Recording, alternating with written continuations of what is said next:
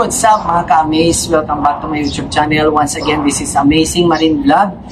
And this morning mga ka-amaze, dahil sa matagal na at syempre may mga changes na nangyayari sa pagkakandak natin ng physical fitness test o yung PFT na tinatawag natin, mula man sa regular member ng Philippine Marines and of course yung mga trainee or applicants na pumapasok sa Marines. So may mga changes na. That is why gagawa ulit ako ng mga video para maibigyan na naman natin yung panibagong information regarding sa pagkakandak natin ng physical fitness test mga ka-amaze. So mga ka-amaze, bago tayo magpatuloy sa ating gagawin ngayong umaga, syempre gusto kong nang i-shoutout si Ariel Ornopia from Tabugon, Cebu City. At syempre nandyan din si Rex Gibaramon from Zambales. Shoutout din kay Dari Sabanal Cañeda or Dodge TV.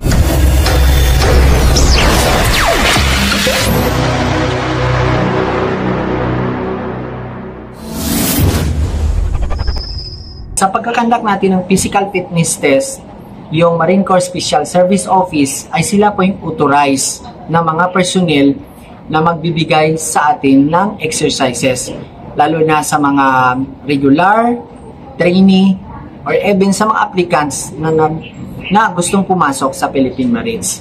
So yung unang-una dyan mga ka-amaze, yung exercises na piniperform is yung syempre yung push-up, then followed ng sit-up, at saka lastly yung 3.2 kilometers run. So unahin natin mga ka-amaze yung push-up.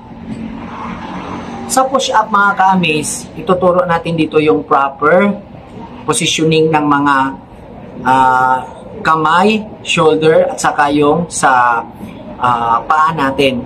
At syempre, ipapakita din natin mga ka-amaze yung hindi pwedeng i-count pagdating sa pagkandak ng push-up. So dapat gawin natin yung tama para at least tuloy-tuloy lang yung bilang. Maka-count yung bawat pagtaas at pagbaba natin ng ating katawan, maka-count yun. Counted siya, bibilangin ng proctor.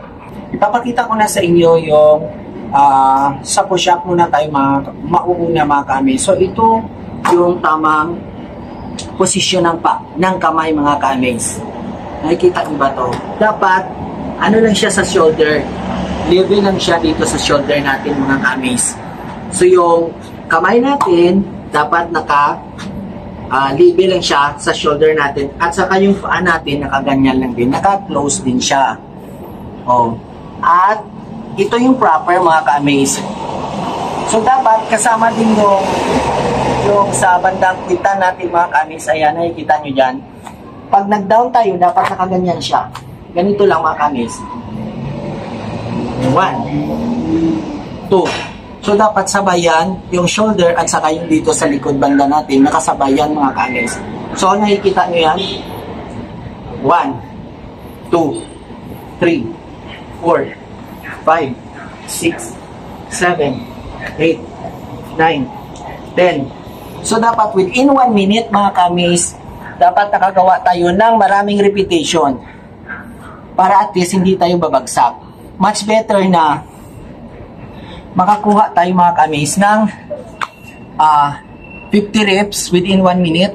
Siguro sa mga applicants natin, sigurado secure na tayo dun at sure na tayo na pasado tayo sa push-up. So ito naman yung mga hindi naka-counted, hindi nabibilang. Oh, pakita ko rin sa inyo mga ka-amaze.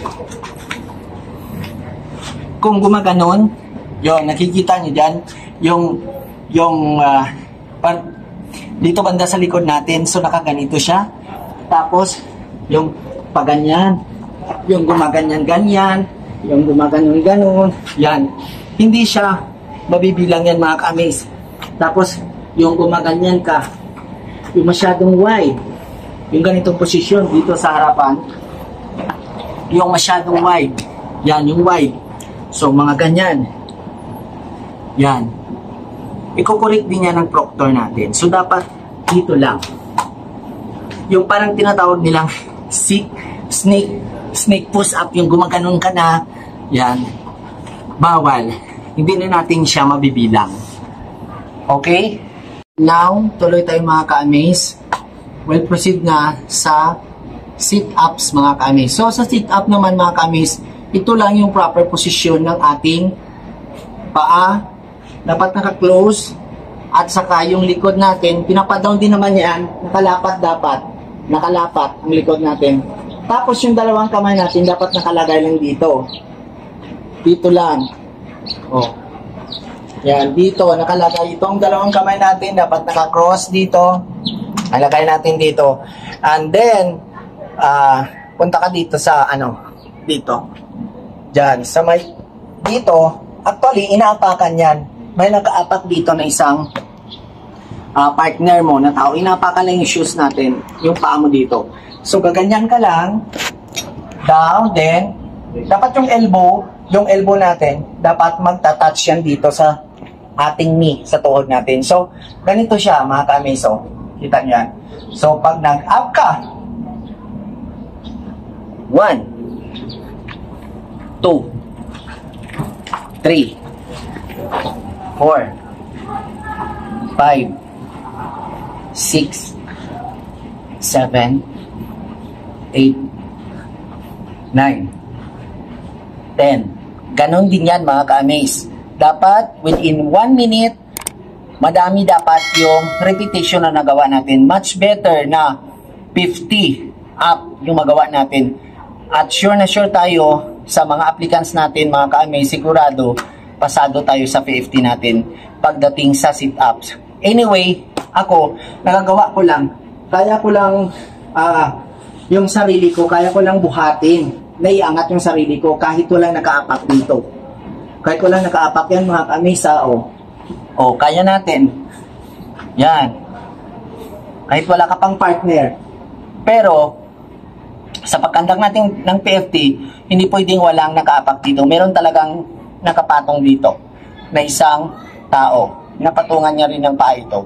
Para at least, yung mga hindi pa sanay at hindi kayang buhatin yung kanilang katawan, makakaya nila gawin ang sit-up mga ka-amaze. So, ganito lang siya. Yan ang proper mga ka-amaze. See? Yan. So, yung next natin mga ka-amaze, tapos na tayo sa push-up at saka sa sit-up. Very simple lang, di ba? Kayang-kaya yan mga ka-amaze doon sa mga applicants natin, sa mga trainee natin.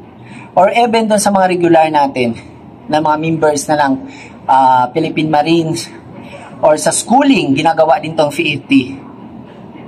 Quarterly, annually, ginagawa yan para sa promotions, sa pagkandak natin ng physical or pagdating natin ng physical na yung bawat tropa, dapat magkaroon ng physical. So, kailangan din natin mag-conduct ng PFT kasi para malaman kung able pa at kaya pa ng personnel na gawin yung mga ganong klaseng exercises. Diba? So, yun na nga, yung push-up at saka sit-up mga ka-amaze. So, pinakita ko na sa inyo yung tama at yung proper. Diba? So, dapat, may mga bawal din yan mga ka-amaze. Alam ko, dito sa sit-up, bawal din yung parang tinatanggal mo yung itong kamay mo, tatanggalin mo dito habang umaangat ka. Yung parang gano'n. Ganun. Dapat naka-steady lang siya. Dapat naka-steady lang siya dito sa shoulder natin mga ka-amaze. Ganun lang siya. Yan. So, alam na natin mga ka-amaze. Punta na naman tayo sa oval para at least makita natin sa inyo mga ka-amaze yung 3.2 kilometers run naman mga ka-amaze. Sa 3.2 kilometers run natin na exercises, dito sa oval, ayan, nakikita niyo yung oval na yan mga ka-amaze. Yan, oval na yan.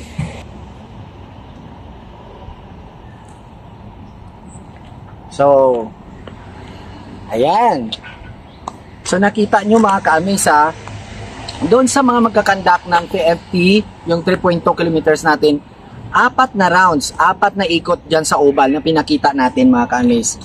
So, dapat tingin tayo, yung technique naman dyan sa 3.2 kilometers natin, makakapasa tayo dyan, dapat hindi tayo umabot ng 20 or 19. Yan. Or lumagpas ng 19 minutes sa mga applicants natin. So, dapat mas mababa, mas maganda. Yan. Pero kung ako, sa tingin ko, dapat mga nasa 13 to 14 lang, 14 minutes, 13 minutes, mas maganda, or kaya pa natin, or even gawin nating 11, mas mabuti, as long as na kaya nating umikot ng 4 na ikot. Simula rito, nakita nyo to, itong dulo ng Navy na to, nakikita nyo yan, dito nag-uumpisa yung 3.2 kilometers run natin, tapos iikot tayo ng 4 na ikot. And then, doon sa may grandstand, dito sa may grandstand mga ka-amaze, ayan, yan, yung grandstand na yan, nakikita nyo, yan, dyan sa harapan ng grandstand mga ka-amaze, meron dyan nakatayo ng mga personnel natin na may dalang tali or lubid na kinukuha natin. Bawat ikot natin may binibigay na lubid. Tapos yung pang last natin na round, yun na yung kukuha tayo ng parang number. Yun na yung last. Ibig sabihin, tapos na nating ikutin yung 4 na ikot. So, tapos may kumukuha diyan ng time. Kaya walang daya yun. So, dapat nagawa natin yung 4 na ikot ng mas mabilis. 'Di ba? Para at least sigurado tayong papasa. Hindi dapat tayo lumagpas doon ng 19 or 20 pa. Kasi pag lumagpas doon, lalo na sa mga lalo na sa mga applicants natin na magkakandak ng CFT. Dapat tandaan nyo yan.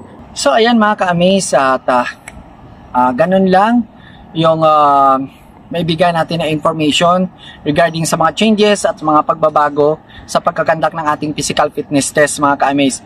So, yung masasabi ko lang sa mga applicants at mga trainee natin na kakandak pa ng upcoming PFT nila, dapat lagi nating tandaan na dapat handa tayo pagkakandak tayo ng ating physical fitness test. Alamin natin sa katawan natin yung ating kakayahan. Syempre, yung bawat kandak natin ng physical fitness test tulad sa push-up and sit-ups, mangyayari lang yan na mag-improve tayo kung lagi din natin ginagawa. Lagi natin ina-apply sa ating mga sarili every now and then. Pag may mga bikan tayo, pwede natin gawin yung ating push-up at saka sit-ups para at least ma-adapt kaagad ng katawan natin. Kumbaga, mabilis nating maka-recover agad. So, sa 3.2 kilometers run naman natin, syempre, lagi tayong magja-jogging. Yan lang yung dapat gawin natin. Every morning, every afternoon, lagi tayong mag-jogging para at least masanay. Mag-improve yung ating stamina, 'di ba? Yung lakas natin para pagdating ng araw ng ating physical fitness test o yung PFT natin, napakadali lang nating gawin yung mga exercises na yan mga ka-amaze. So, again, maraming salamat sa inyo mga ka-amaze. At syempre, sa lahat na nagsuporta sa akin, lubos ako nagpapasalamat sa inyong lahat.